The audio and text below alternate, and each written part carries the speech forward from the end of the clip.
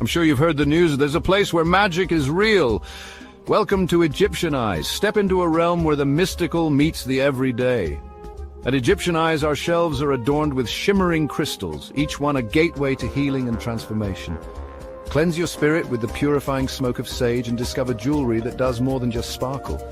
It speaks to your soul. But that's not all. Our custom tea bar is a sanctuary within a sanctuary. Craft your own blends infused with the ancient wisdom of Egypt and sip your way to a deeper connection with yourself and the world around you. Join a community of seekers and dreamers, all gathering to share their stories and journeys. Here, every visit is a step on your personal path of enlightenment. So why wait? Embark on your mystical journey today at Egyptian Eyes. Unveil the wonders that await you. Your spiritual adventure is just a visit away. Visit us now and let the magic unfold.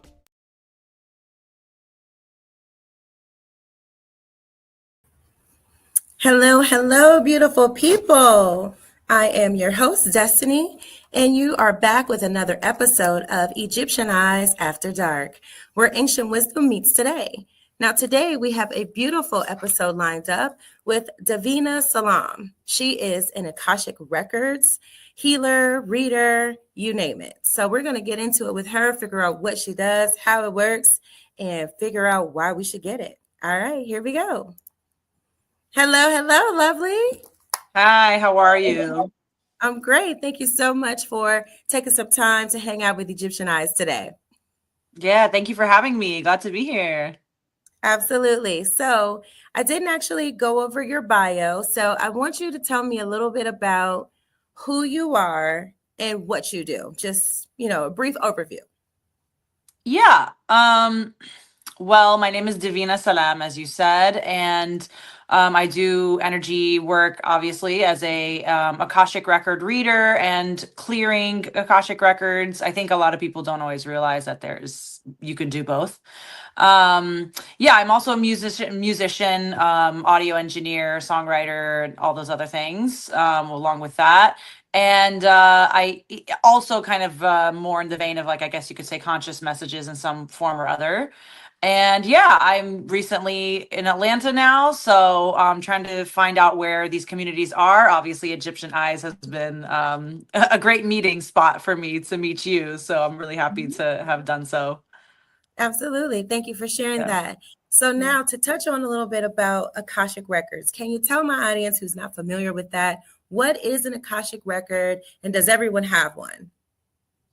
Okay, good question. Yeah, so everyone does have one for sure. Everyone has an Akashic Record because it is essentially your cosmic records. It is your records of anything that was prior to this life and even future life in a lot of aspects, depending on what is allowed to be accessed in a sense by your spirit guides and whatnot. And your higher self, like what is needing to be accessed for something that is for your highest good. So part of the Akashic Records is like, it's essentially all inclusive. You're going to find your past lives. You're going to find your ancestral lineage for the family line that you're in this life. And that is a huge factor. That's one of the first things that usually needs to get worked on, is like not just identifying what's wrong in your family line, like where the ancestral curses are and things of that nature, but we as awakened beings are usually meant to get that cleared, because it's like that's why we came into the family line as the black sheep, as the unique or more awakened person that is either bringing that energy into the rest of the family and helping them awaken as well, or just generally being different. Kind of depends on the family and how receptive people are and what's meant for each person, right? But that also includes your soul contracts. It literally includes pretty much anything, including your cosmic history of what you were and where you came from, what galaxy you came from, where your original DNA is from outside of Earth, because I've yet to meet an awakened being, at least, that was originally from Earth. I just haven't. So far, it has yet to happen. So I would be shocked if it did. I'd be shocked, Wow, that's so awesome. I have 1,000 questions already. Yeah. One being, you mentioned family curses. So a lot of people hear the word curse and they go, oh, someone specifically soloed me out and did black magic on me. Mm. So what do you mean? Can you give us a little bit about family curses, and does every awakened being have one, or is these case by case basis? Like, tell me more about that. Unless I were, I mean, in my experience, I have yet to see, um, someone without some kind of curses on their ancestral line. And mind Wow. you, sometimes that can look like, we're sitting, we're reading, we're figuring it out, and we find that there is like, actual curses put on a family by some experience that happened, or maybe a few generations ago somebody made somebody upset, you know what I'm saying? But Mhm. sometimes it's not that. Sometimes curses can formulate from just a pattern of trauma, perhaps. So that's a thing too, especially for people that come from certain backgrounds, family lines that are coming from, having been oppressed and dealt with not being, in liberation, not being free, being, you know what I'm saying, undergoing genocides or slavery or whatever, right? A lot of those family lines can have curses that didn't actually come from witchcraft. Some, it could be, but it Mhm. could be a mixture Mhm. of both. It could be such a strong level of trauma that it Mhm. formulated an energy that acts as a curse, and it's basically became a curse of like some kind, for example, addiction running through a family line, Ah. and it may not Mhm. hit every person, but it's going to be something that is perpetually continual throughout a good portion of the family line, that addiction just keeps carrying, and many in the family, not all, but many in the family will keep falling prey to that, and that is something that is Wow. affected by that trauma that acted like a curse. Mm. Yeah, that's real informative, and I never looked at it like that. But yeah, enough trauma will cause people to repeat patterns, and Hmm. then as people, we mimic what we see our parents doing, what our Hmm. relatives are Hmm. doing, and it just repeats. Wow. So I guess in a session with you, if you discover something like that, I imagine you do something to help clear that, or how does that work? Yeah, and so that's where, you can get a reading, and in a reading I would probably focus maybe perhaps more on, the things that you want to know for, like, about like your cosmic history, where you were before Earth, your travels in different galaxies, and like things of that nature. Um, and maybe some past lives and things like that. But for a clearing, which I always recommend to people, because it's for your highest good. It's for the world's highest good, in a sense. You know what I Right. mean? Is Yeah, it's the essentially, once we identify those things, I would go in and I would clear them, I would cancel them out, make them null and void through all dimensions and all lineages, to where it's not going to affect, it's not, because I think a lot of people, at least for me, a lot of clients I've dealt with, they have the misconception that because they've identified some kind of pattern in the family line, that they're like, that's a family curse, and I'm breaking it by not doing it myself and not letting my kids do it. But Yeah. unfortunately, if you I haven't got it. actually alchemized the Mhm. starting point and dissolved it in all of the multiverse, in all dimensions, and like, if there isn't a specific alchemy done to break it, it's still going to show up on someone. You may be awakened enough and strong enough to go past it, but it doesn't mean it's not going to find its way back to some future generations. You know what I'm saying? Yeah, it makes a lot of sense. So when you mention alchemizing it, I guess one question I didn't ask is, how are your services conducted? Are these in person or virtual? Both, either or. Okay. Yeah. I Okay. do a lot of it virtual. I moved here from LA, and there's a lot of I have a lot of clients in LA I still see now, and we do virtual, and it's no different. It's exactly the same, really. Hey, I get it. I'm a reader and I can read you Yeah, whether you're here or in Dubai. It's all energy. exactly. Energy is timeless and seamless. It is, yeah. So my next question would be, when you say alchemize the clearing out of curses or cycles of trauma, how are you doing that? Is this like, do you do hypnosis in any way? Like, what is your method? Or is it a spiritual thing that you tap into and you're able to transmute it? I would say it's more the second one. I'm, tapping into something. It's something that I got trained on, and it took some Okay. time to get that training. I had some great mentors, some elder, lovely women, very powerful, amazing, wise women that really helped me refine those tools. It didn't happen like overnight. It was definitely a process. I had to go through a lot of my own records before I even was given access to be able to start breaking those things and alchemizing them into non-existence anymore, and clearing that space for people.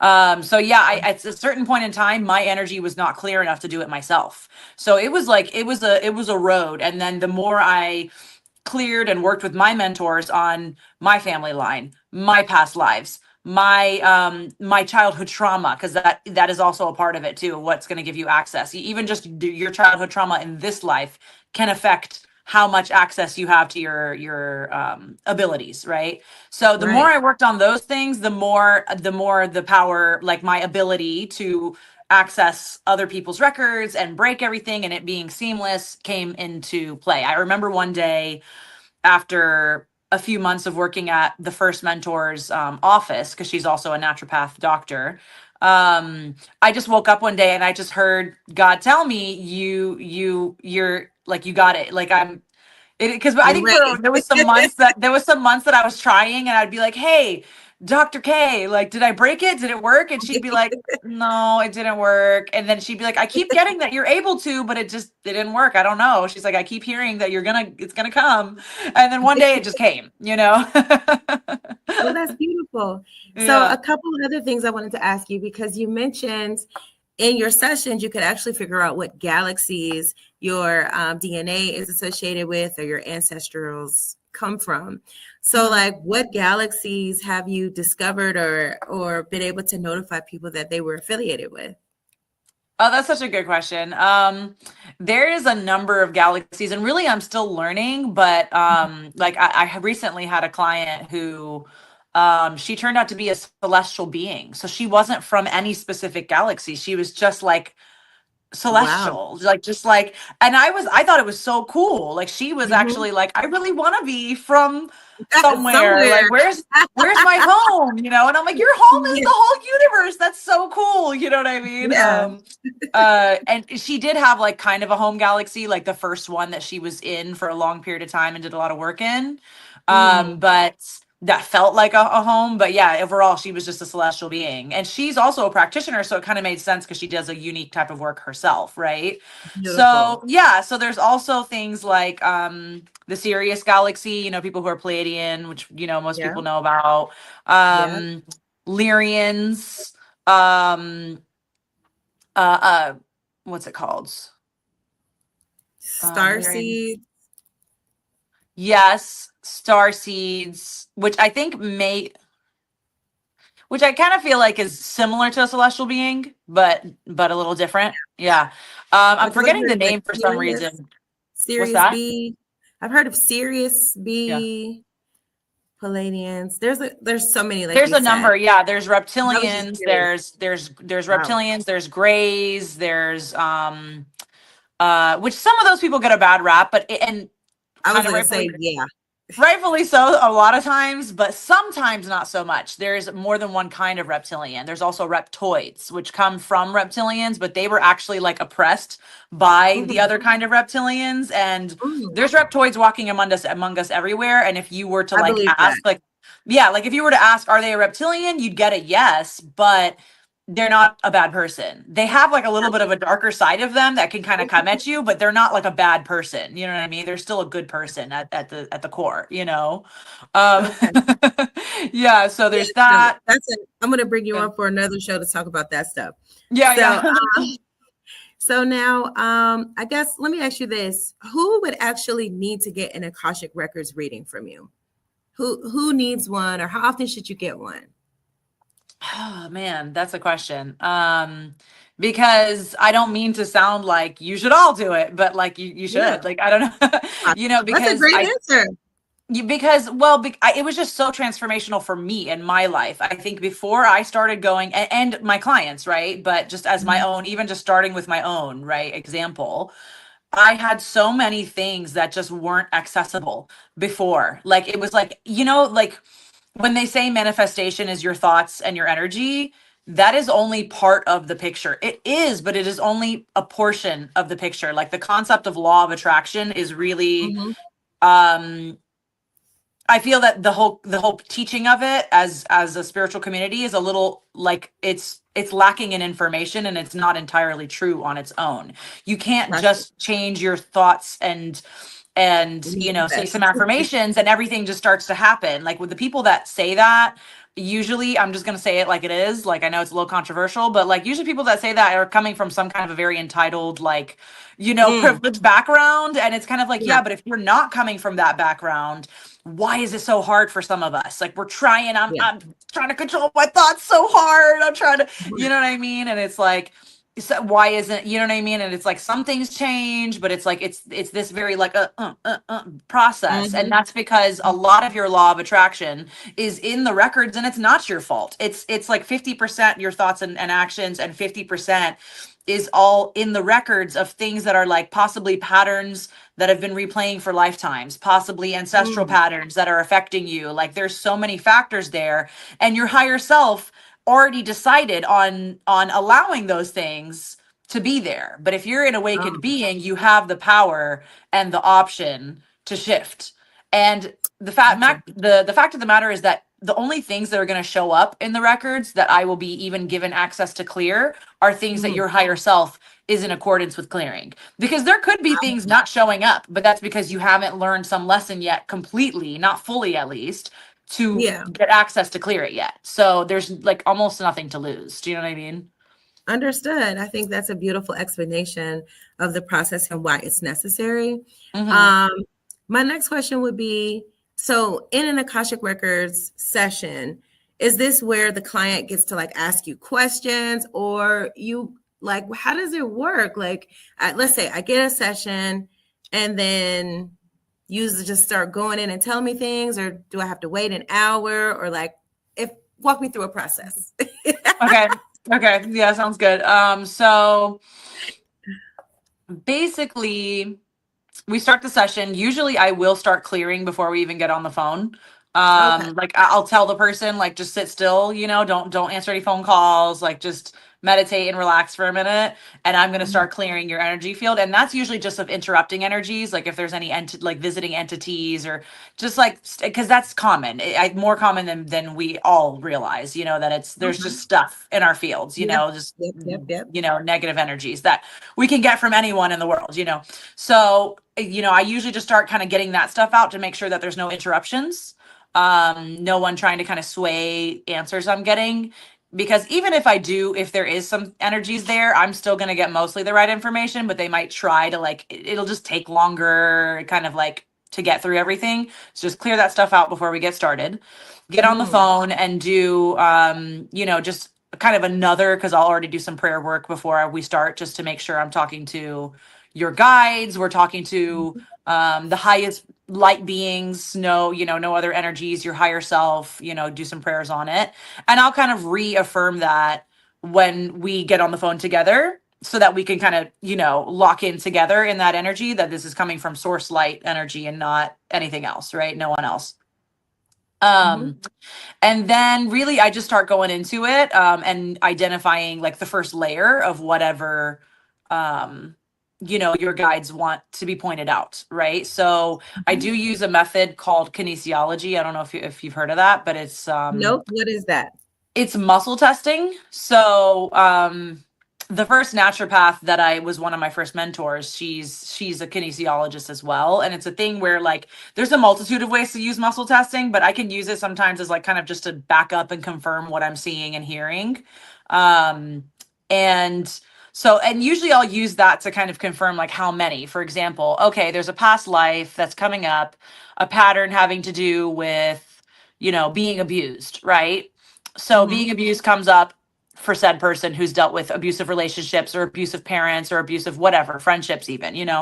And usually I will just use the kinesiology to kind of confirm how many. Okay, we've got 12 past lives having to do with that, right? And so the kinesiology is just a process where you can get your body to be a pendulum.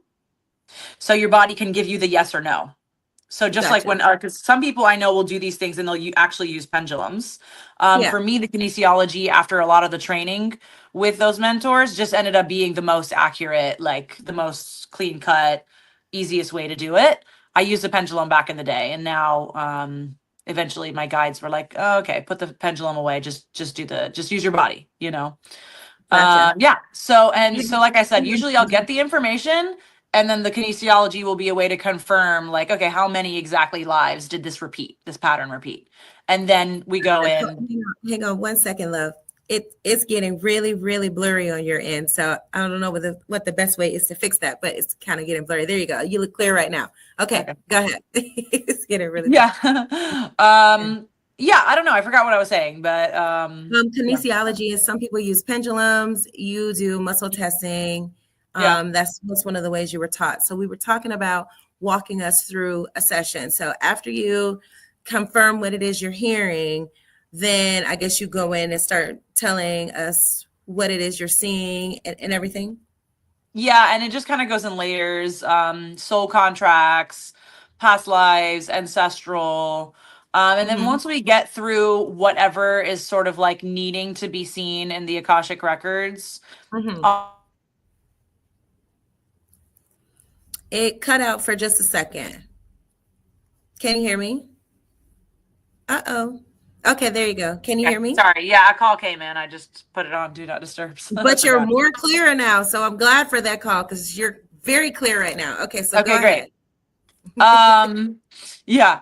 Yeah, so once we go through a few layers, and again, once we identify and I clarify, you know, it might be some back and forth, especially if you're intuitive. Sometimes you'll feel things about what I'm bringing up and be like, oh, okay, I had a dream about such and such, or like, oh, I remember having this vision once that aligns what you just said. So sometimes we'll kind of like, you know, we're just weaving in and out of talking through these topics, because usually the pattern, your guides do want you to see it. They want you to know this is the pattern and this is where it started. So we're kind of just working through those layers. Now, a lot of times a session will have a theme. So for example, if we're talking about the, like if it's abuse, right? A lot of times that's coming up in each layer. You might have some soul contracts that have to do with, you know, dealing with abusive people. You might then have some past lives that show us where it started, the pattern, and then we can kind of clear out all the past lives that had that same theme continue in your life. Nice. Then the ancestral comes up, and there may even, sometimes ancestral could be different things, but there may even be a layer within the ancestral curses that we find and that we clear that has to do with some abuse in the family line. You know what I mean? So a lot of times it's all there connected. is yes, and your guides are trying to work through a specific topic that it keeps repeating in your life. And so it's really important process in completely dissolving those patterns. You know, it's cycle breaking, you know, at the deepest level, to where it's not following you again in another life even. Yes, absolutely. So you mentioned soul contracts. Talk to me a little bit about that. How do those work? And do we all have soul contracts? Yeah, definitely. We all have soul contracts. Even people who are not awake have them. Because I've, you know, done some clearing on family members that are not into it, don't get it. Mind you, like you kind of have permission with family most of the time, not always. Depends on who it is. But yeah, so soul contracts, are they always like relationship soul contracts, or are they friendship soul contracts? Like what type of No, it could be anything. It could be anything. It could be like, hey, you know, you signed some kind of contract in between some lifetimes at some point in your records that agreed to, I don't know, struggle with money, you know, because it was teaching you to be humble or whatever, right? Okay. Yeah. So, but then it's like, okay, but this played out a long time ago. Like this played out lifetimes ago. You know what I'm saying? Like it's not always. Yeah. Yeah. And there sometimes, this is a little out there for some people, but it took some time for me and my mentors to even like really nail this down and discover and understand this and do some kind of like studying on it. But there's sometimes where you're being manipulated into signing soul contracts in between lives by dark energies that Oh, wow. are perhaps, you know, mimicking being, I don't know, someone you know, or in an in-between life, you know, in the in-between space before you come into a new, you know, Body. reincarnation. Yeah, a new Wow. into the body. So not all of them are even for your highest good. There's, you know, just the way that we're dealing with on Earth, you know, this battle between good and evil. It's Yeah. a universal battle. I mean, it's heavy here on Earth, but Yeah. this isn't the only, you know, star system where we're having this battle. Um, Wow. and that being said, there, especially in the human life, like the, you know, so the dark forces, which, you know, Mhm. are out here trying to keep us from awakening, which they're not doing a good job of. We are awakening and the At frequency is all. rising. Like, we're winning this battle. It might not look like it, but we Absolutely. are. We're doing Yeah, good. we are. Yeah, we're doing great. We're doing great. Honestly, we're killing it. Again, I think a lot of people don't see that because all they see is the chaos first, but it's happening. Yeah, so basically the soul contract, sometimes you are being manipulated by dark energies in this earth cycle and these earth cycles to keep certain things going that you've played out, you've learned it. It's like we get it. You know what I mean? It's like I want to move on from this. Like Yeah, and that's why they need to come see you so you can shut it all down and transmute right. that into positive energy and love and light. Yes, So, exactly. so how often should somebody come and get a session like this? Right. I think it kind of depends on the person, but like it depends, honestly, to me, it kind of depends on your level of dedication. Like I was going to see my mentors constantly and I still am. And don't get me wrong, we've refined where we're working on smaller layers at this point. Like it's not Mhm. like the soul contracts as often or the past lives. It's like more nitty-gritty things. Because you know, you start to come down with the big things and it starts to be like these smaller like layers of things like Yeah, trapped emotions in your organs or just like other things, right? But yeah. for me, like I'm it just depends. I have some people that come and see me, you know, once every couple months, and I have other people that come 2 or 3 times a year. Gotcha. um So once a some quarter. people only, yeah, some people only try to pop in when there's a crisis, Okay. and that is also an option, and it will, things will improve after the session. Yeah. But if you're really dedicated to like you as a cosmic being and not only investing in yourself in this life but also in just all of your timelines, you know, of possibility, like I would say, yeah, at least that, like maybe 3 times a year or something. Okay. Well, that's good to Yeah. know. And then Mhm. I guess most of the audience is probably wondering, how much does something like this cost? Yeah, that's Like a good just question. the Honestly, Akashic Record honestly, reading. so the Akashic Record reading I do for 150, and then I do the Akashic Record clearing for 190. Honestly, I'm still, you know, apparently, according to, you know, what I see a lot of other healers charging, I'm undercharging, you know, but I think I just have this part of me that wants to be accessible, because I feel like So it's you said important. how much? 150 for the reading and 190 for the clearing. Okay, nice. Yeah. That is affordable. Like you are Mhm. really humble. I like that. Thank you. Thank you. Yeah, I think I want to make sure people feel like it's realistic, you know. I find the Absolutely. work to be more important than, you know, The monetary gain of it. yeah, yeah. Absolutely. I think that is a beautiful thing. For my audience watching, if you see me moving my hands and stuff like that, I'm on the showroom floor and there's like people coming to the door and I'm just telling them, wait a minute.